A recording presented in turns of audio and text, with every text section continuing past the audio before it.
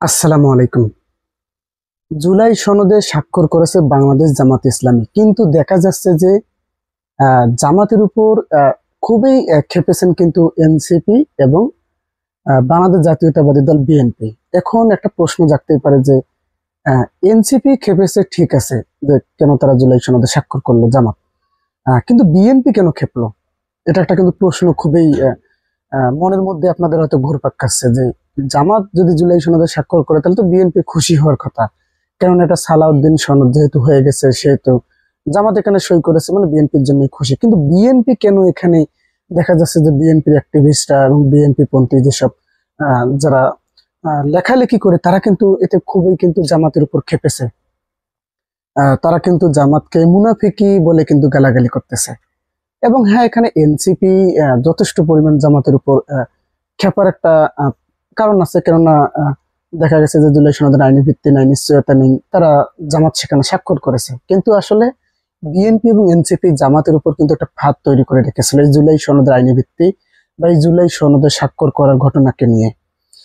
শুরুতে দেখেন, আমি যেটা বলতে চাই যে এনসিপি এবং বিএনপি দুই দলের পক্ষ থেকে কিন্তু এই জুলাই সনদে যখন জামাত স্বাক্ষর করতে গেছে তখন থেকে কিন্তু ক্রমাগত আক্রমণ করে যাচ্ছে।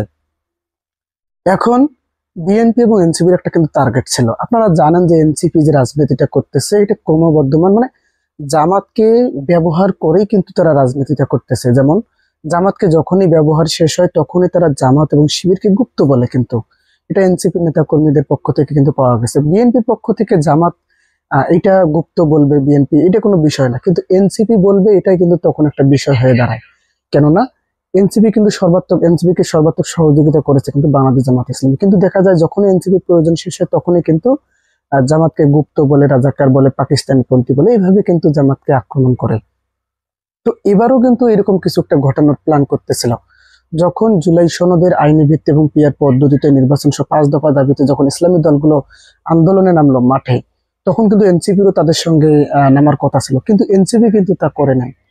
এটা কিন্তু একটা কৌশল এনসিপির। এনসিপি কিন্তু কিছু করেনি, তারা বিএনপির দিকে ঝুঁকেছিল এবং বিএনপির সঙ্গে জোট করারও সম্ভাবনা, আসন ভাগাভাগি করারও একটা সম্ভাবনা দেখা দিয়েছিল। সেই রকম তুমুল আলোচনাও কিন্তু চলছিল। কিন্তু এই যে জুলাই সনদে স্বাক্ষর, এটাকে জামাতকে তারা একটা টোপে ফেলার চেষ্টা করেছিল। যেমন জামাত যদি জুলাই সনদে স্বাক্ষর না করতো তাহলে কয়েকটি ইসলামী দল কিন্তু করতো না। আপনারা হয়তো জানেন ভালো করে, যারা জামাতের সঙ্গে জোট করার একটা সম্ভাবনা দেখা দিচ্ছে। সেই প্ল্যানে কিন্তু এনসিপি জামাতকে বলে আপনারা জুলাই সনদে স্বাক্ষর করবেন না, আমরাও করবো না। কিন্তু ঘটনাটা কি ঘটতো দেখেন, বিএনপি সহ যে অন্যান্য যে রাজনৈতিক দলগুলো আছে তারা কিন্তু জুলাই সনদে স্বাক্ষর করতো, কিন্তু জামাত তার ইগোর কারণে এবং এনসিপির সঙ্গে এই যে এনসিপির বুদ্ধি পরামর্শের কারণে কিন্তু জামাত যদি সেখানে স্বাক্ষর করতে না যেত তাহলে ঠিকই কিন্তু এনসিপি কিন্তু আহ, কিছুক্ষণ পর বা 2-1 দিন পর কিন্তু সেখানে গিয়ে স্বাক্ষর করতো, হয়তো আজকে তারা স্বাক্ষর করে ফেলতো। কেননা কেন করতো এটা, এখন জামাতের উপর নির্ভর করে কিন্তু জামাতের ভোটগুলো কিন্তু এনসিপি টার্গেট করতো এবং জামাতকে পৌঁছে কিন্তু তারা বিরোধী দল হওয়ার একটা চেষ্টা করতো। এই যে বিএনপির সঙ্গে যেভাবে হোক হাত মিলিয়ে তারা হয়তো জুলাই সনদে স্বাক্ষরের বিনিময়ে বিএনপির কাছ থেকে কিছু আসন পেত। এটাই কিন্তু তাদের প্ল্যান ছিল। এই জন্যই কিন্তু দেখেন জুলাই সনদে যে স্বাক্ষর বাংলাদেশ জামাত ইসলামী করেছে, খুবই এ বিষয়ে গরম হয়েছে কিন্তু এনসিপি। এনসিপি গরম হলেও এখানে একটা স্বাভাবিকভাবে দেখারও কারণ আছে, ষড়যন্ত্রের অংশ হিসেবে দেখারও কারণ আছে। কিন্তু বিএনপি যখন এখানে জামাত জুলাই সনদে স্বাক্ষর করার পর খুবই গরম হয়েছে, তার মানে বুঝতে হবে এখানে কৌশলটা আলাদা রকম। বিএনপির কৌশলটা হইতেছে জামাতকে এবং এনসিপির কৌশলটা হইতেছে এই জামাতকে আসলে জনগণ থেকে বিচ্ছিন্ন করা, জনগণ থেকে মুনাফিকি দল হিসেবে প্রমাণ করা এবং তারা দেশ বিরোধী কাজে আছে এইটা প্রমাণ করা। এই জন্য কিন্তু এনসিপি প্ল্যানটা কিন্তু ধ্বংস হয়ে গেছে। আপনারা দেখে নেবেন এনসিপি আজ হোক কাল হোক এই জুলাই সনদে কিন্তু স্বাক্ষর করবে।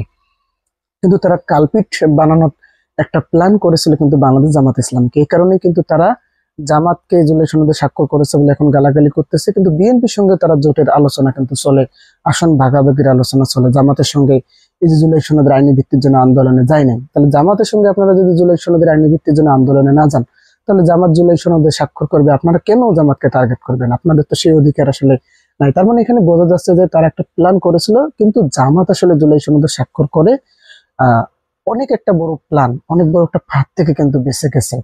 এটা কিন্তু জামাত বুঝতে পেরেছিল যে এরকম কিছু একটা হবে, জামাতকে আসলে কালপিট আবারও বানানো হতে পারে।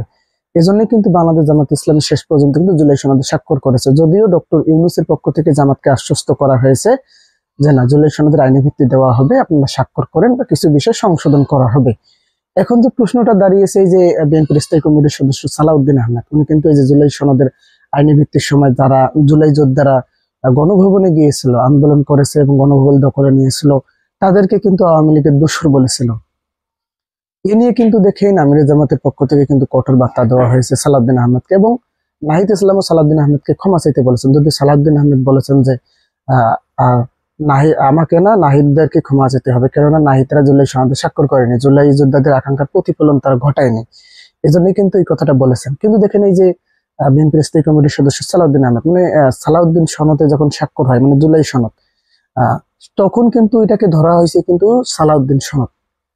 আর সালাউদ্দিন আহমেদ এই সুযোগেই, যখন জুলাই যোদ্ধারা সেখানে আন্দোলন করতেছিল তাদের ন্যায্য দাবিতে, সেই সুযোগে কিন্তু এই যে জুলাই যোদ্ধাদের কিন্তু আওয়ামী লীগের দোসর বানিয়ে দিল। হয়তো আগামী 5 বছর বা 2 বছর, 1 বছর, কিছুদিন পর হয়তো তারা বলবে এদেরকে যে এরা সন্ত্রাসী, জুলাই সন্ত্রাসী, এইভাবে কিন্তু বিএনপি কথাটা বলবে। তো সুতরাং দেখা যাচ্ছে যে এনসিপি যদি বাংলাদেশ জামাত ইসলামের সঙ্গে জুলাই সনদের আইনি ভিত্তি এবং পিয়ার পদ্ধতি, এই নির্বাচনে যদি খালি এই দাবিগুলোতে যদি জামাতের সঙ্গে যুগপৎ আন্দোলনে নামতো, তাহলে কিন্তু সরকার বাধ্য হয়ে কিন্তু এই দাবিগুলো পূরণ করে নিত।